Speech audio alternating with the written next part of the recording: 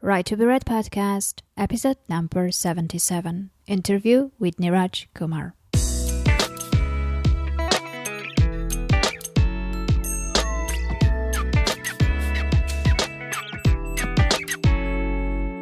Are you struggling trying to figure out how to sell copies of your book, especially the first 100 copies? The Author Marketing Institute is offering access to their latest free video course called Selling the First 100 Copies of Your Book. This is the course everyone should have when they started publishing. It goes through all the basics from starting a mailing list to experimenting with different prices. If you follow the instructions in this course, you should be primed and ready to sell your first 100 copies, if not many more. Sign up for free at www.authormarketinginstitute.com. You are listening to the Right to be Read podcast, and this is your host, Ani Alexander. Hello everyone, it's Ani Alexander here, and I would like to welcome you to the Right to be Read podcast, the podcast that inspires and encourages writers. The spring is here already, so it means the winter is gone, the cold times are behind, and the period which is full of hope and new beginnings is already here. So I wish you lots of positive emotions and lots of creative moments, because I don't know how about you, but when the spring comes, my energy levels go up, my productivity increases, and I really come up with more creative and nicer pieces rather than in the gloomy and cold winter. So I wish you lots of interesting and nice writing pieces which will come out soon, and I hope you'll be sharing it with the world. So if you would like to share it with the world and if you would like for me to help you out, please check out my masterclass at www.anialexander.com/masterclass. And now let's get to my guest. And today I will be talking to Niraj Kumar. And he is an IT professional based in London. He was born and grew up in India and moved to the UK in 2000.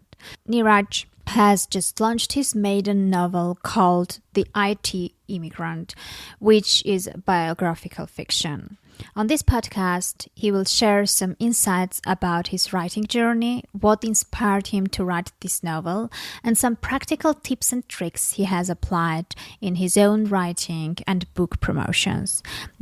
Hello, Niraj. Welcome to the Right to be Read podcast. I'm really excited to have you over. Hey, Annie. I was really glad to be speaking to you. Yeah. It's very interesting. I'm always kind of excited to talk to new writers who kind of put out their very first book out there, because it's a very unique experience. And I think that right now you should be very excited and you should pat yourself on the shoulder because you did a big job.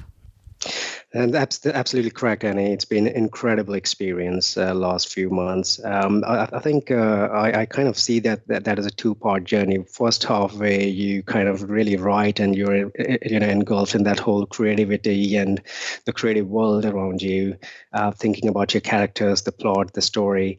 And then the next half of the journey, which is really, some people describe these days as authorpreneur. So, a combination of author and entrepreneur. So the next half, the second half of that journey between when you have written something and you're confident and you're proud of that, and between that point and until you get this out to the world is pure entrepreneurship. And that's been very incredible experience for me.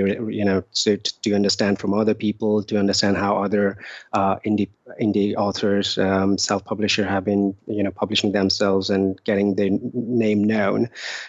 So yeah, it's overall a very interesting journey.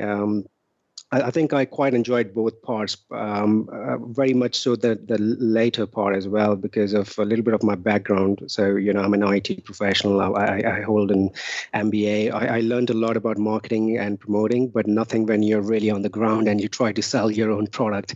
Yeah. It's been a very incredible experience. Yeah. Well, I mean, it's one thing to get to have the knowledge. It's another thing to apply the knowledge, and also when it's about your product or your book, then the emotional component comes in as well, which sometimes changes everything as well. Absolutely. Okay, so let's follow your journey from the very start. So let's just try to understand. You mentioned that you're an IT professional, which means that you most probably spend a lot of time at work, Yes. and your work is not really that much related to your book. Yes. So let's understand, how did you end up with the idea of writing this book, and when exactly did you manage to actually write it? Sure, very good question, Annie. You're absolutely right. I'm from a very technical background. I did my, diploma in IT development. I've been last, 17, 18 years that I've been in this profession. It's been all throughout, and around technology. And whatever reading I did up until recently was really restricted to non-fiction reading. So really reading technical books, management type of books. Gradually, somewhere in the mid 2000s, 2004, 2005, I started reading a little bit more outside of my immediate profession, which was really around self-help type of books, really trying to understand the world of investment, etc. Because I was really always craving to do something in parallel or outside of my comfort zone, which has been IT.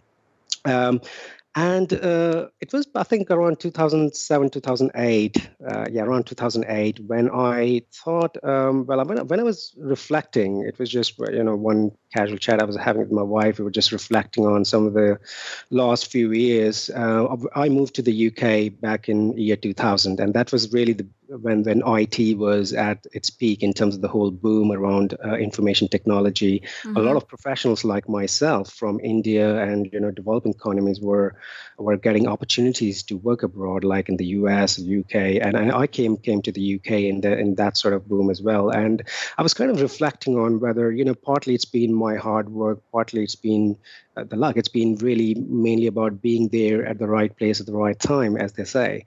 And so my career was actually it's been quite good throughout. I've been climbing up the corporate ladder. I've been doing really great. But there's always something on the side which I was I couldn't really understand what that was that I wanted to do. There was something craving entrepreneurially and otherwise. And then this whole idea of, why don't I start capturing this journey I've had? Because whenever I traveled back to India, I saw some of the younger kids who were, I was in that place once.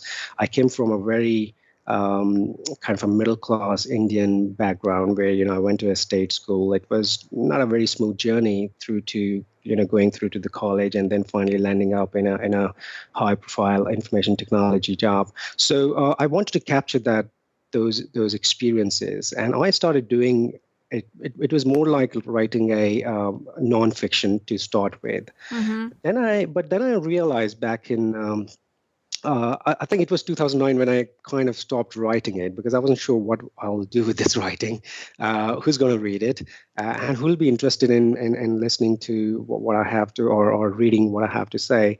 But then I know quite a few young boys and girls back in India who who knew me through different sources, through relatives, friends, who were always asking me whenever I traveled back, or even when I was in England, through emails, etc. Just some guidance on what they can do in their career, how can they get into IT, just general direction and general guidance. And I did mentor a few boys and girls there.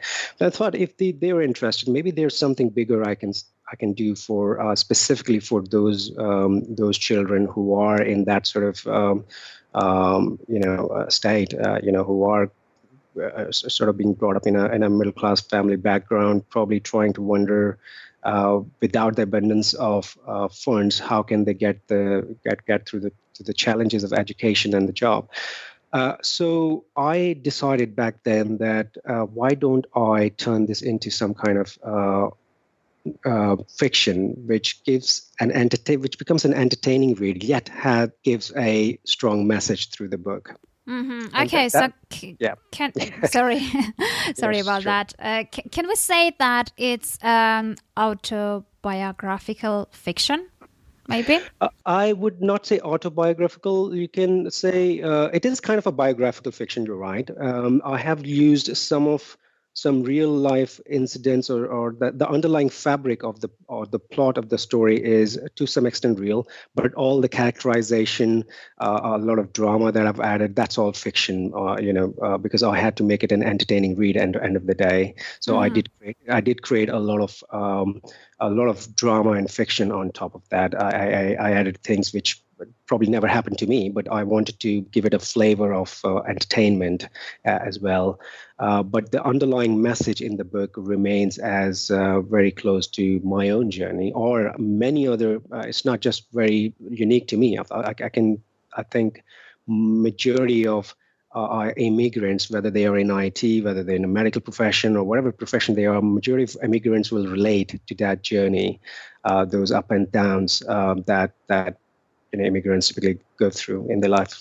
Mm-hmm. Okay, so you were an IT professional who was working full time and who wrote his very first book, who did not read fiction so much before, and you wrote fiction. So, Yes. What were the challenges that you had in the beginning? Yes. So I did actually before. The biggest challenge was I'm not formally trained. I'm not from literature background. I think the most writing I did was writing a few essays when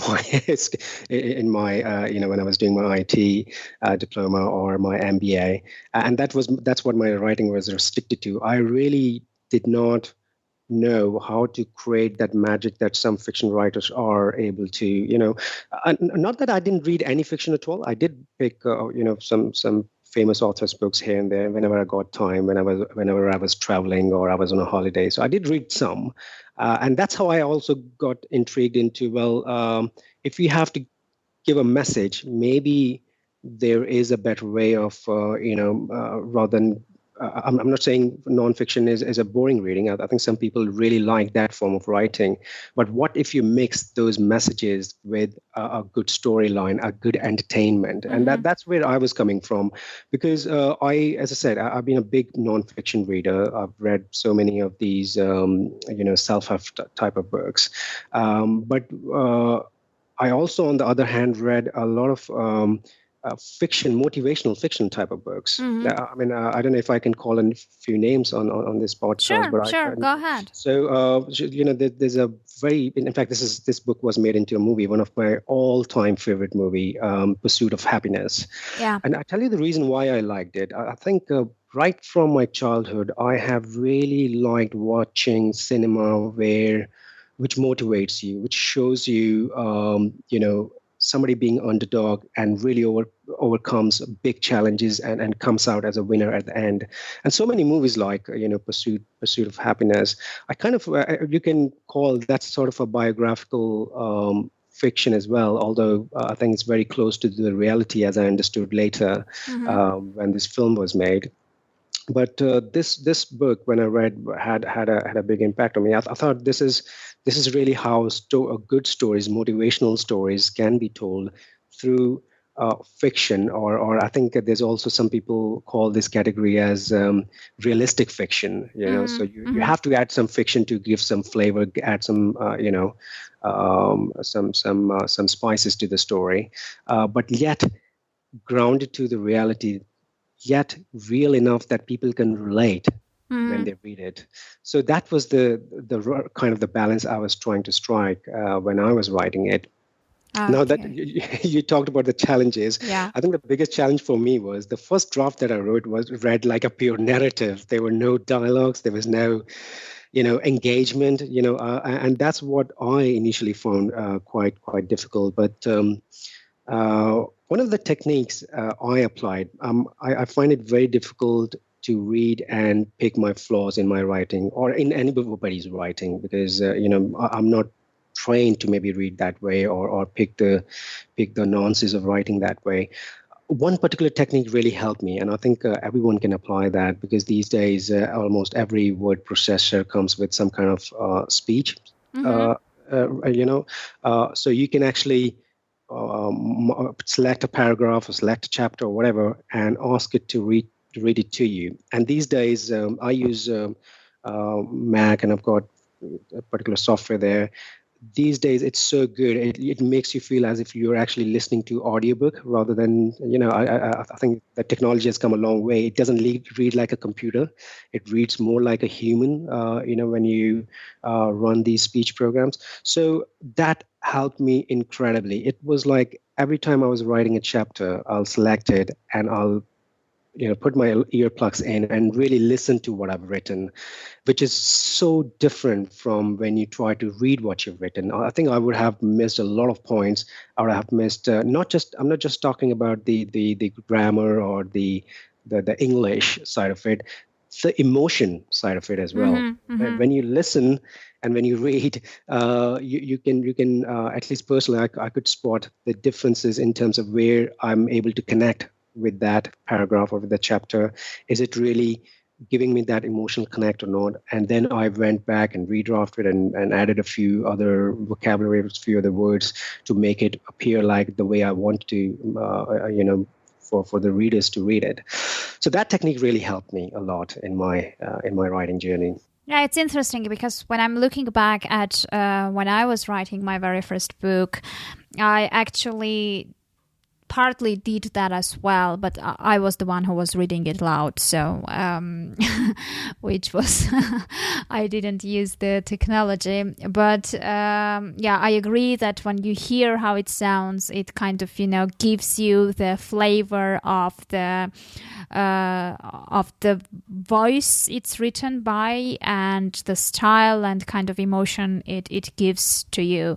So yes, and it's interesting because it's kind of the other side of the technique that many writers use these days, which is they dictate the text for their first draft. So you're going like further, and you're telling us that on the end side of that you can do the same thing and actually listen to what was written or dictated at the end as a result. Right. Yeah, interesting. So, did you have an ideal reader in your mind when you were writing this book? Like, did you imagine who would be reading it, or who you wanted to read it? Let's say. Sure. Now, when I started writing it, I was ideally thinking of those which are probably in the age bracket of 18 to maybe late 20s, who can get some form of inspiration reading through the story, irrespective of where they are, where they live. They don't necessarily need to be in a particular demographics to read story and get inspired. But I was thinking maybe somehow if I can strike the right chord with the younger generation, that'll be a kind of a mission accomplished. So when I started, that was the kind of my frame of mind. As the story progressed, as the later half of the story, and maybe it's worth stating that actually there was a little bit of gap when I wrote the first half of the story, which is predominantly set up in India and shows the protagonist's journey in before he moves out of India. Mm-hmm. That was written quite a few years back. As I said, it was the 2008-2009 time when I was writing that, and then there was a gap. I picked that story up. Obviously, I had redrafted in the first half as well, but when I wrote the second half, I realized, the audience is probably much broader than that, because the second half really talks about more on he's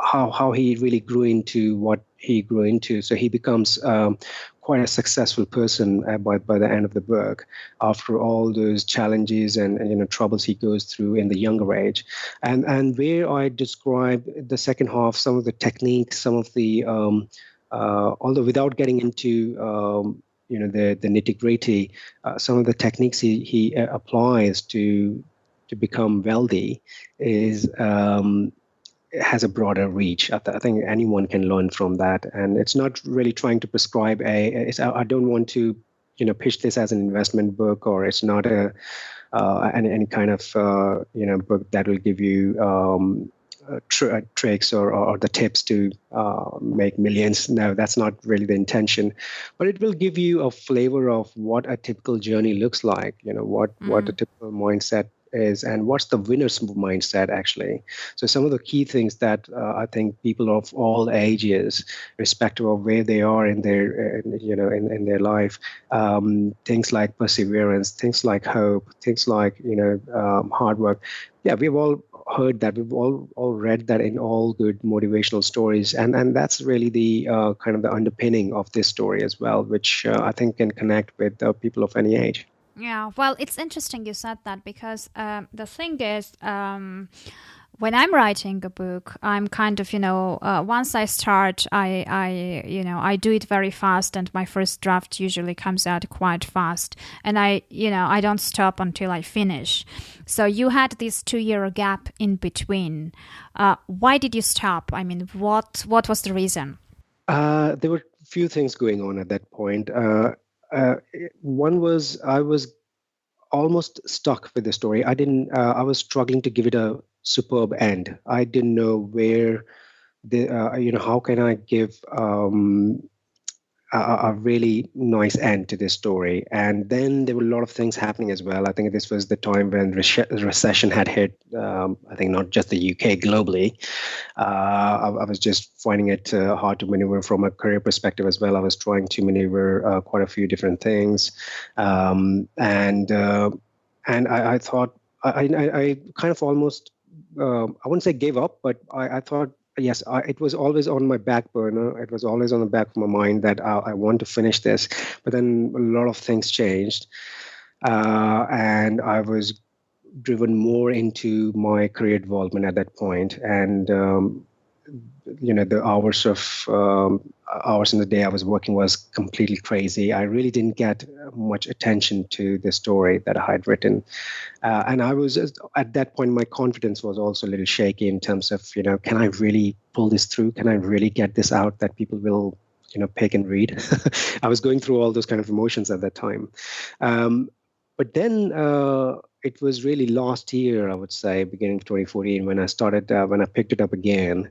And I think it was probably a blessing in disguise, because the way I shaped the second half of the book, I wouldn't have managed to shape it if I had completed it before 2009. Because one of the pillars of this book, one of the fundamental turning point of this book is the whole recession thing when it happens, and that gives this story a really nice edge. That becomes one of the focal point in the story, somewhere in the middle of the story. What recession did to so many high qualified professionals, and how this particular person, the protagonist, how he comes over some of those challenges, and it's kind of a double-edged sword there, that while there were a lot of things that were not going right, but how he actually used recession as a way to turn around his own financial fortune.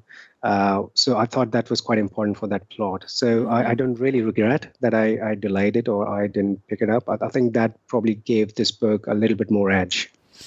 Okay, so let's get back to what you said, because I think many of us have been in your shoes, and it's a very important emotional part of the writing process. You said that you didn't have the confidence that you could pull it through, and that you will end up with a good book, and you had all the writer's doubts that we usually get periodically, and the fact that it happens to newbie writers is obvious, but also it happens to any writer, actually. I don't think that just the fact that you're writing your 10th book kind of, secures you and ensures that you won't have that period yourself.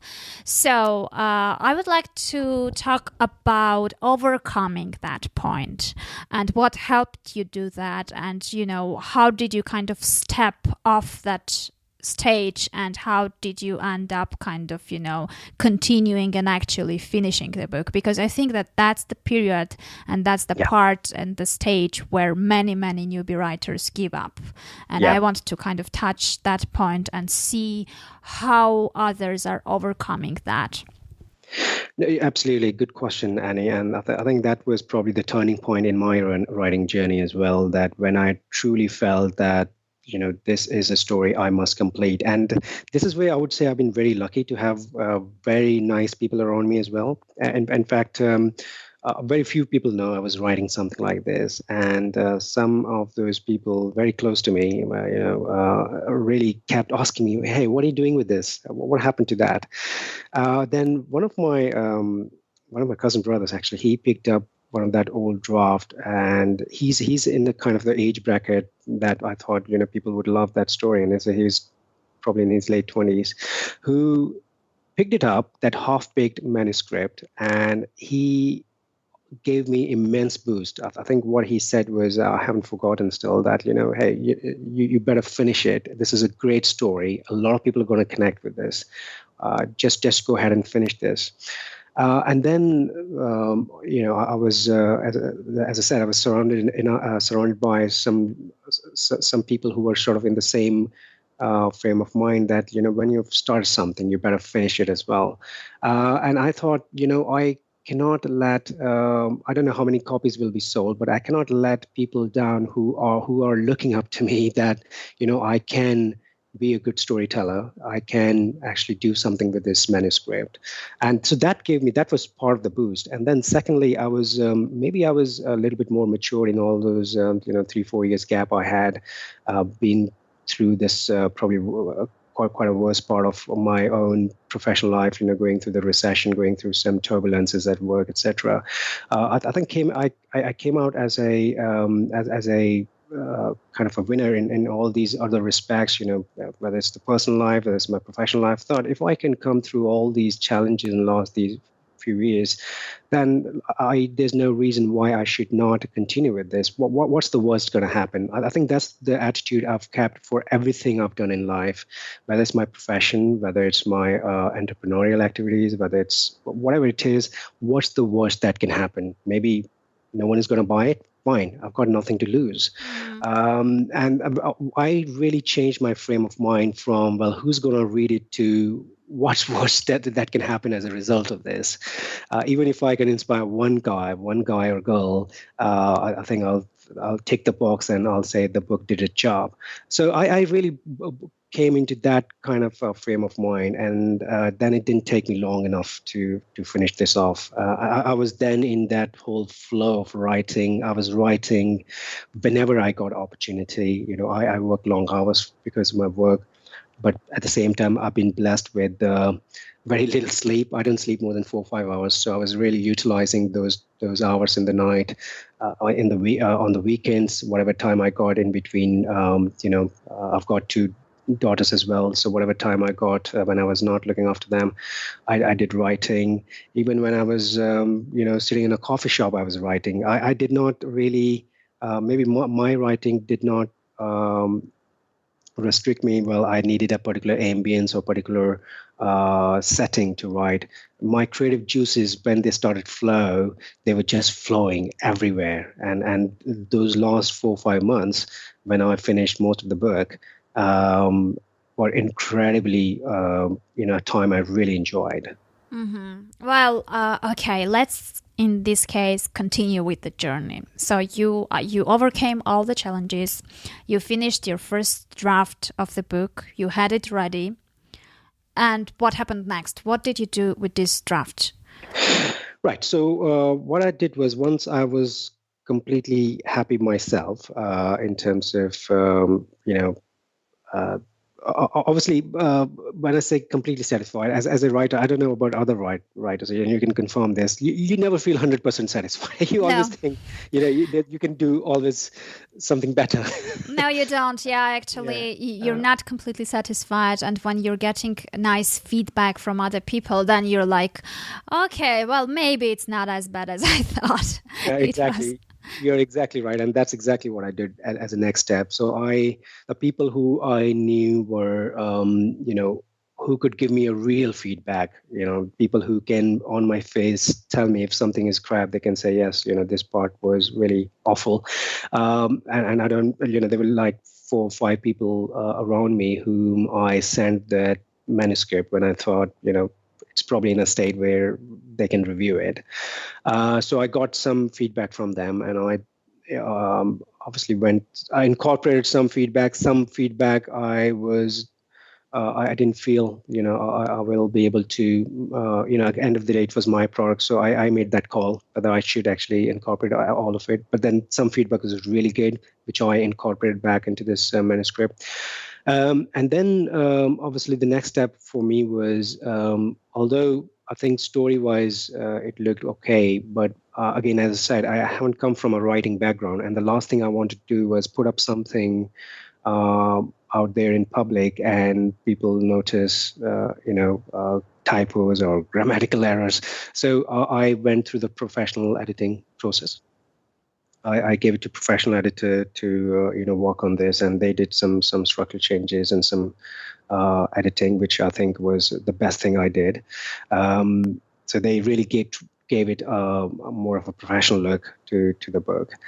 And likewise with the cover book as well, I chose to do it through a designer. I had an image in mind, but in terms of what kind of cover page I wanted, and the designer did a great job as well. I think I got really good feedback on from everyone who saw the cover before release that this kind of fitted with the storyline.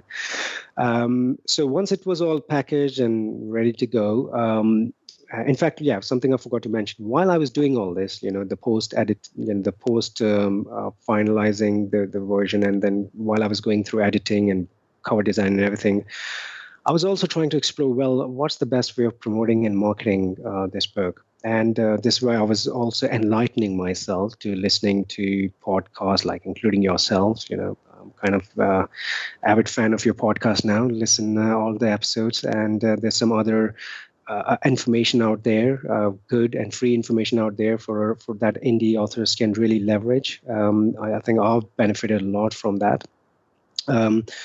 Just to get into understanding, what does it really require? Writing is one thing, but getting your work known, getting the word out there is another matter, and that's where a little bit of entrepreneurship, a little bit of promotion kicks in. So I chose. I kind of saw Facebook or social media in general has been becoming one of the primary channels these days for you to tell about your product or tell about your book or your writing. A lot of businesses, small and mid-sized businesses, use Facebook channel purely to sell their products. So I thought I'll explore that. So I set up. I used to use Facebook very occasionally, but then I set up my own authors page on Facebook, and did quite a few different things. Like there are tons and tons of groups, some really nice groups, and this is where I felt for the first time I'm part of some community, because indie authors, they really like helping each other. There are a few groups. Again, I can send you names of those Facebook groups, which really helped me connect with other authors, share ideas, how other authors are selling their books, what are they doing for promotions. People, kind of when they know you, they come and like your page. That helps you build a little bit of profile for your own self. And gradually, I noticed within a month or so, I had around 600 likes on my page. So I thought that gave me a little bit of confidence. People are at least recognizing whatever I'm sharing out in these forums. And as I said, indie authors, in my experience, they're really nice bunch of people. They always like to help each other. Whatever question you put up there will be someone who'll help you, with that. I think it was really in January, beginning of January, when I set up my page and I kicked off this whole Facebook process. And so it didn't take me long to, get few people to like the page. I've also been using, I've been doing a lot of self creation as well, in terms of, I created a lot of promo materials. Just to give a little bit of glimpse, a little bit of insight into, what this book is about. So, again, if somebody's interested, they can go on my page and see the kind of things I was creating.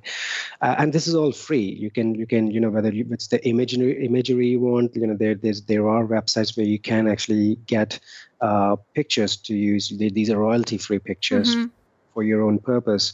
I think YouTube these days allows for you to, use some of these free background music. If you're, let's say, creating some kind of video, use some free background music.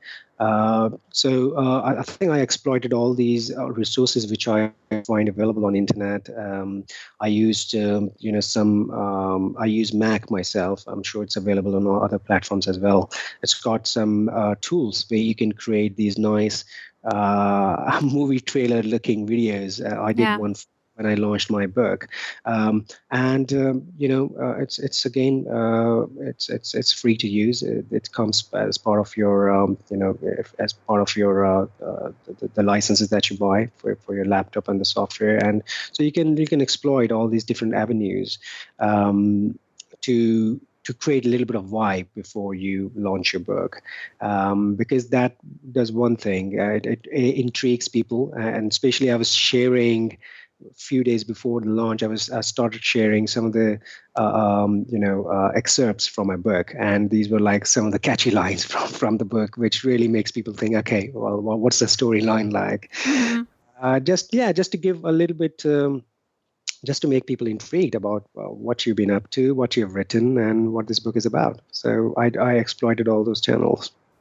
Okay, so now you did like the scariest thing at some point, and you pushed that publish button, and the book was out, and you promoted it on Facebook, and you created all these promotional materials, and you built up a certain number of potential audience through your Facebook page, etc. And now, when you're looking at everything, before you kind of published the book and had it out there, what kind of expectations did you have? What did you expect that would happen, and what did you hope for? I will be very honest. I wasn't expecting a lot for various reasons. I'm an unknown author. This is my first book, which is coming out. Not too many people have know me or have known my work, at least in this sort of writing space. So I wasn't expecting a blockbuster coming out of this straight away, if I'm absolutely honest with you. But I think the kind of response I've got, so I think when it went up the first couple of days, I was quite amazed the number of downloads people made, and all I did was really let people know on my Facebook, hey, I'm coming up with this book. But that response was. That initial 2 days response was quite overwhelming, more than what I was expecting. Just purely judging by, what I've read, what I've understood from, other authors as well, that, who suggest that, it can probably take you a little while before people know you and know your work. So, so I was mentally prepared for that. That's not going to be like an overnight success.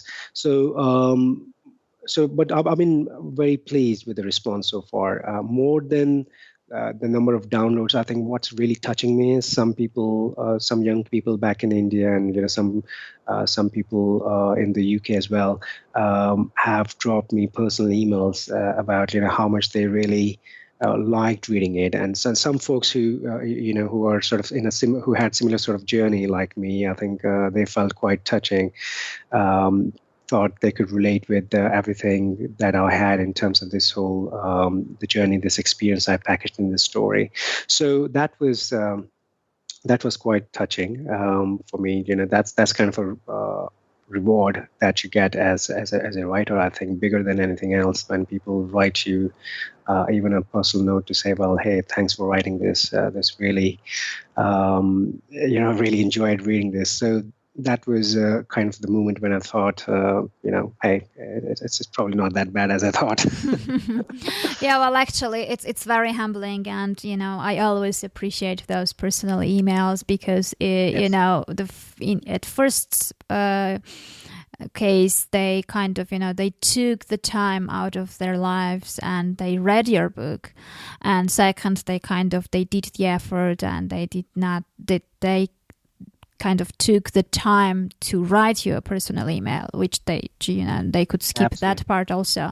So it's just it's very emotional at that stage because it makes you realize that you can see the downloads, but you can't see how many out of those downloads actually read the book, right? So when you're getting those emails, you end up realizing, back there, on the other side, there are people who actually, read the book and, who actually took the time to write the emails, which kind of brings me to my next question. I've been writing about this recently in my blog. It's about who is a writer and about being a writer. So, I personally don't think that, the writer who has never published anything he has written and the writer who has a book out there, that one is a less writer than the other, let's say. So did anything change in you? Once you can already say that you're a published author, because I don't really believe in the differentiation of self-published or indie author or traditionally published. Published is published, if it's out there and if it has readers, it's published. So, once you already became and got this status of being a published author, did it change anything in terms of maybe self-confidence, maybe the way you perceive yourself, maybe the way others perceive yourself? Did anything change? And if yes, then what? I think it's really the confidence thing, Annie, in my view. You still look at your writing the way you looked at before it went on sale. I don't think that aspect changes at all. You still, as a writer, know what your strengths are, what your weaknesses are, and where you can improve. But I think what's fundamentally different between before and after publishing is the big learning comes from, before you publish, you probably get feedback, even if it's very candid feedback from the people who know you. But when you hear feedback about your work from people who probably don't know you and reading your writing for the first time, that gives you a realization of, how good or how not good it is, or it's more of a reality check when you put something out in the public.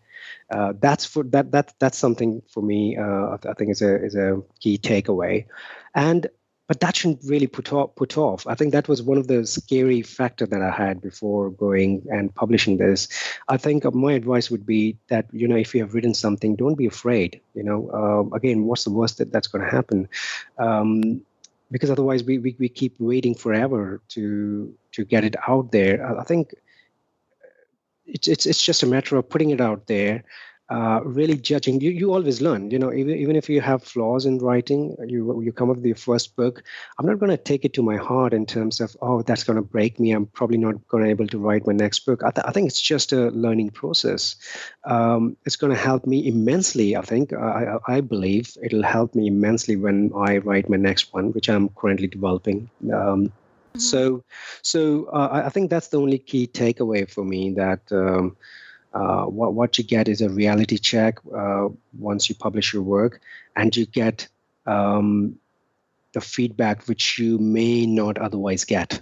I think is my is my perspective. Yeah. And take criticism to your stride. Obviously, I know, this may not be 100% perfect, or it may not strike the chord with everyone. It's not written for sort of everyone, in every demographic. Some people may not like it, which is the reality. But that's fine.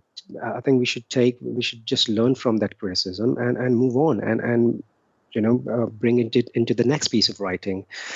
That's how I think, whether you are in the creative world or you are in a non-creative world, that's how I've progressed in my career. But that's how I think everyone progresses in their careers, whether it's writing, whether it's IT, whether it's some other profession.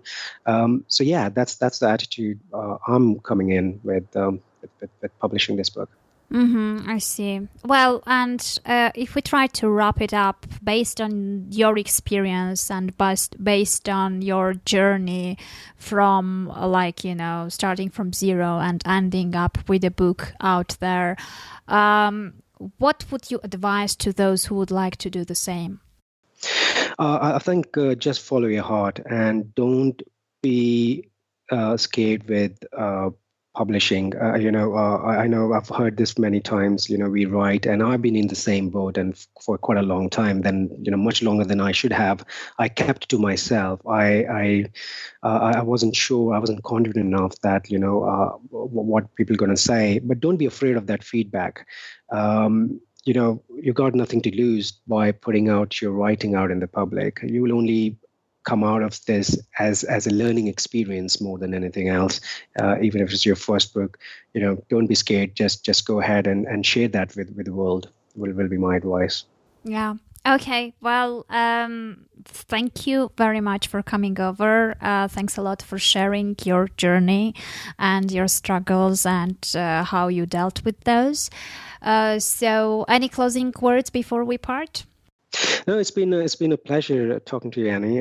Thanks for inviting me. It's been really wonderful talking to you, and I'm glad you gave me this opportunity to share my writing journey. I'm available for anyone, other fellow indie authors, whether you are in the process of publishing. I can share whatever little I've learned with you. I'm very happy to do so. So yeah. So where they can find you if they would like to get in touch? Yeah, sure. So you can reach me on my Facebook page. You can personal message me. I read every single one of them, which is facebook.com /Niraj Kumar. That's my first name and second name, .contact. I'm sure you can. I can share that with you. Yeah. You can add that into your show notes as well. Absolutely. So, yeah. Absolutely, I will. Okay. Well, thank you very much and have a nice day. Thank you, Annie. Well, it seems like that was it for today. As mentioned already, you can contact Niraj on his Facebook page at facebook.com /nirajkumar.contact. Well, I hope you found this interview useful. I really and truly hope that very soon you will be the one who can talk about your published first novel as well. Oh, by the way, I almost forgot. My first novel called High Fall is free for 2 days, starting today, by the way. So in case anyone is interested, please go to Amazon and search Annie Alexander High Fall, and it will be there for 2 full days. It will be completely free for everyone who is wondering, what am I actually writing about? Okay, so that was it. As always, thank you very much for listening. Please don't forget to subscribe so you don't miss any new episode once it's come out. And also, as always, if you would like to help me by dedicating just 1 small minute for me, please leave a review on iTunes for my podcast. Thanks a lot. Have a nice day. Enjoy the spring and keep writing.